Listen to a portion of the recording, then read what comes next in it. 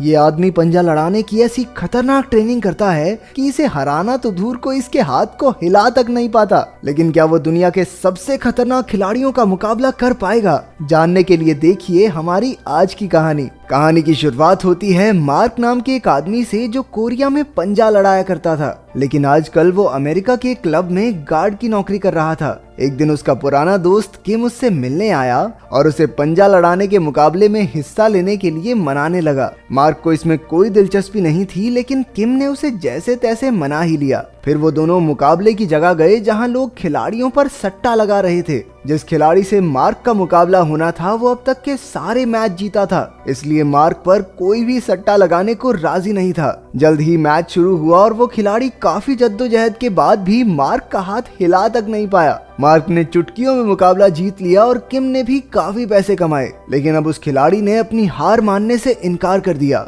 वो किम को मारने लगा, जिससे मार्क भी बीच में आ गया और वहां हंगामा हो गया। लड़ाई की वजह से उसे नौकरी से भी हाथ धोना पड़ा। फिर एक हफ्ते बाद उसे एक दुकान में सिक्योरिटी गार्ड की नौकरी मिली। उसकी आम सी जिंदगी चल रही थी, लेकिन कई बार उसे घर की काफी याद आती थी। फिर एक दिन उसे किम ने फोन करके कोरिया आने को कहा। वहाँ पर एक पंजा लड़ाने का मुकाबला हो रहा था, जिसके विजेता को विदेशों में खेलने का मौका मिलेगा। मार्क ने अपने पुराने मेडल्स को देखा और एक बार फिर अपने पुराने सपने को पूरा करने का फैसला किया। जब मार्क कोरिया पहुंचा तो किम उसे लेने आया और दोनों ने खाना खाते हुए काम की बात की। किम उसका एजेंट बनके उसका बिजनेस संभालना चाहता था। उसे मार्क पर पूरा भरोसा था। उसका प्लान था मार्क को खिलाड़ी बनाकर उस पर पैसे लगाकर सट्टे से माला माल हो जाने का। इसके बाद दोनों ने पूरा दिन शहर घूमा। रात को वो एक क्लब में गए, लेकिन मार्क तो वहाँ भी साइड में खड़ा होकर रखवाली करने लगा। फिर होटल लौटते हुए किम ने उससे पूछा कि क्या उसने कभी अपनी असली माँ को ढूंढने की कोशिश की है। असल में मार्क को बचपन में ही उसकी माँ ने एक अनाथ आश्रम में छोड़ दिया था। इस पर मार्क ने कहा,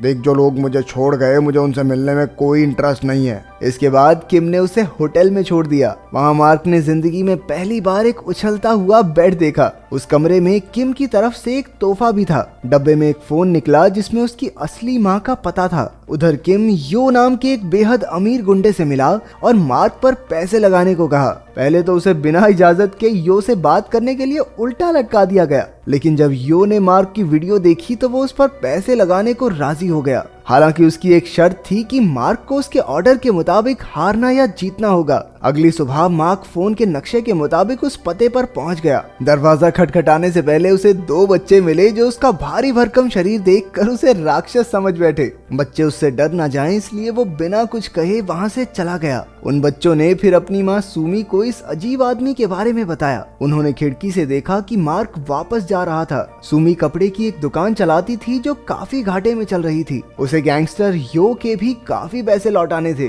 जो उसे बार बार परेशान करने पहुंच जाता था। उस दिन सुमी ने मार्क और यो को मॉल के क्लब में साथ जाते देखा। असल में किम मार्क को यो से मिलाने लाया था। वहीं हम अमीर बाप की एक बिगड़ी औलाद चेंग को भी देखते हैं। वो यो का साथी था और सट्टेबाजी में सबसे ज्यादा पैसे लगाता था। फिर मार्क ने एक हट्टे कट्टे आदमी को हराकर अपना हुनर दिखाया। इसी वजह से मार्क और किम को एक 5 स्टार होटल में आलीशान कमरा मिल गया। तभी किम को यो का मैसेज आया कि मार्क को कल पहले मैच में जीतना होगा, लेकिन दूसरे मैच में हारना होगा। अब किम को डर था कि मार्क इसके लिए मानेगा नहीं। वो दोनों खाना खाने गए तो किम ने उसे दूसरे मैच में हारने को कहा। हालांकि मार्क तो बिना किसी दिक्कत के मान गया। अगली सुबह सुमी बच्चों को स्कूल के लिए तैयार कर रही थी। उसके बेटे जो को डर था कि राक्षस फिर से आ जाएगा, लेकिन सुमी ने कहा कि शायद वो मार्क को जानती है। जब बच्चे चले गए तो उसने पुरानी तस्वीरें निकाल कर देखा कि मार्क की उसकी माँ के साथ एक तस्वीर थी। वहाँ बच्चों ने मार्क को बाहर देख लिया और जो ने तो उसे पुलिस बुलाने की धमकी भी दे दी।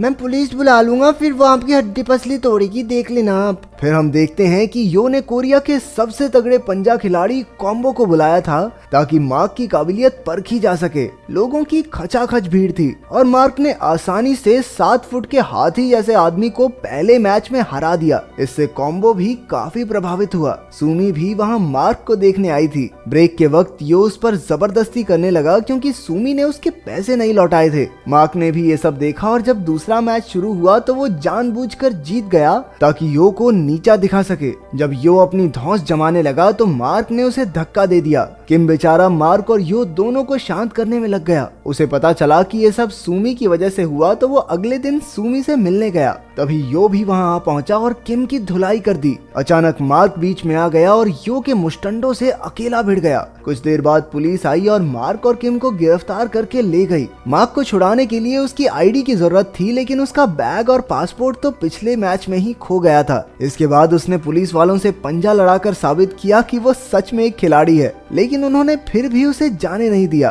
तभी सुमी वहां आ पहुंची। न जाने कैसे उसे मार्क का पासपोर्ट मिल गया था। तब पता चला कि सुमी मार्क की सौतेली बहन है और उसकी माँ दरअसल 1 साल पहले गुजर गई थी। ये सुनकर मार्क का दिल टूट गया। बच्चों ने भी उसे घर आकर रहने को कहा। मामू मामू हमारे साथ घर चलो ना मामू। सुमी की बेटी जून ही उससे खेलती थी और बेटा जून हुआंग उससे काफी बातें करता। वहीं घर के बाहर कुछ आवारा लड़के सिगरेट पी रहे थे। सुमी के मना करने के बाद भी वो नहीं गए, लेकिन जैसे ही मार्क उनके सामने आया तो सब दुम दबाकर भाग गए। अगले दिन यो के आदमी सुमी से पैसे वसूलने आए। उसी वक्त मार्क घर से जा रहा था ताकि वो सुमी पर बोझ न बने। उसने गुंडों को भी भगा दिया, लेकिन फिर उसने वहीं रुकने का फैसला किया। अगले कुछ दिन तक पूरे परिवार ने मिलकर बढ़िया खाना खाया, घूमे फिरे और मजे किए। सुमी के लिए काम के साथ बच्चे संभालना काफी मुश्किल था। उसका पूरा घर कपड़ों से भरा हुआ था। एक दिन उसने घर आकर देखा कि सब कुछ एकदम साफ हो चुका है। ऊपर से मार्क बच्चों की देखभाल भी बहुत अच्छे से करता था। दूसरी ओर किम गरीबी के दिन काट रहा था।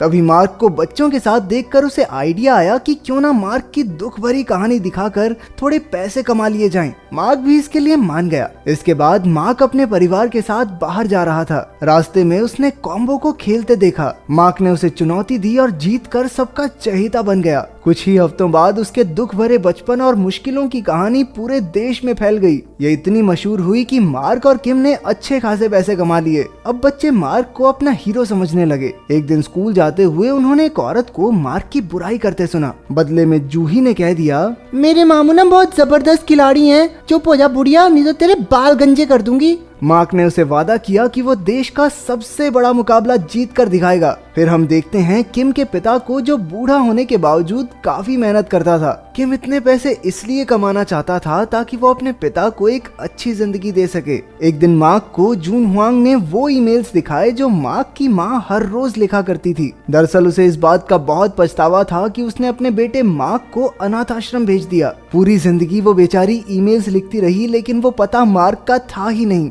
उसने लिखा था कि जब मार्क उनके साथ था तो जिंदगी बेहद मुश्किल थी। उनके पास मार्क को खिलाने तक के पैसे नहीं थे और वो चाहती थी कि उसका बेटा एक अच्छी जिंदगी जिए, इसलिए उसने दिल पर पत्थर रखकर उसे अनाथ आश्रम भेज दिया। मरने से पहले भी उसकी आखिरी इच्छा यही थी कि मार्क से मिलकर उससे माफी मांग सके। मार्क को ये भी पता चला कि सुमी उसकी सौतेली बहन नहीं है। जब सुमी के माँ बाप मर गए तो मार्क की माँ ने उसे संभाला। ये खबर सुनकर मार्क दंग रह गया और उसे सुमी पर गुस्सा भी आया। कुछ दिन बाद वो सब उसकी माँ की कब्र पर जा रहे थे। रास्ते में मार्क ने सुमी को झूठ बोलने के लिए काफी बुरा भला कहा। उसने अब वापस अमेरिका जाने का फैसला कर लिया था। तभी किम ने उसे रोकने की कोशिश की, क्योंकि मुकाबले 1 हफ्ते में शुरू होने वाले थे। लेकिन मार्क ने उसे भी गुस्से में कह दिया, अरे ओ तू तो चुप हो जा, मेरे टैलेंट का इस्तेमाल करके बस पैसे कमाना चाहता है तू। उधर कॉम्बो जोरों शोरों से मुकाबले की तैयारी में लगा था। गैंगस्टर यो ने भी केन नाम के एक मुस्टंडे को तैयार किया था। केन ने आज तक जितने भी लोगों से पंजा लड़ाया सबकी बेरहमी से हड्डियां तोड़ डाली।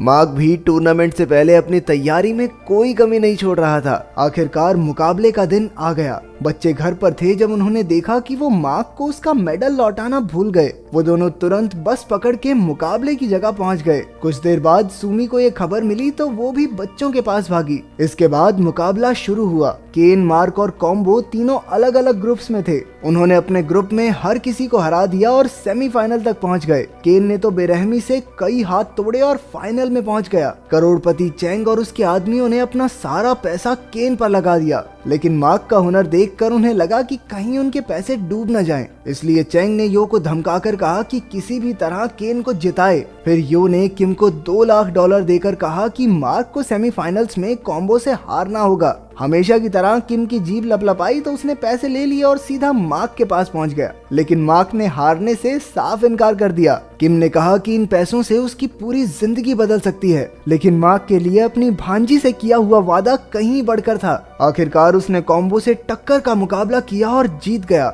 वहीं ब्रेक के समय यो ने किम को पकड़कर उसकी हड्डियों को थोड़ा ब्रेक किया, लेकिन उन गुंडों को मार्क ने एक एक करके धूल चटा दी। अब किम ने भी पैसों का लालच छोड़ दिया और उसने मार्क को जी जान लगाकर जीतने का हौसला दिया। ना ना, और ले ले पैसे। अब शुरू हुआ आखिरी मुकाबला, जिसे देखने के लिए सबकी सांस अटकी हुई थी। तभी केन ने चीटिंग की, जिससे मार्क का हाथ फिसल गया। उसने मार्क का अंगूठा काफी जोर से खींचकर उसे चोट पहुंचाने की कोशिश की। अब केन किसी भी पल जीतने ही वाला था कि मार्क की नजर अपने भांजे और भांजी पर पड़ी, जो उम्मीद भरी निगाहों से उसे देख रहे थे। अचानक बच्चों के मामा में नया जोश भर गया और उसने एक ही झटके में केन को हरा दिया। आखिरकार मार्क ने टीवी पर कहा कि वो अपनी माँ से बेहद प्यार करता है। उसकी जीत से वहाँ मौजूद हर इंसान की आंखों में आंसू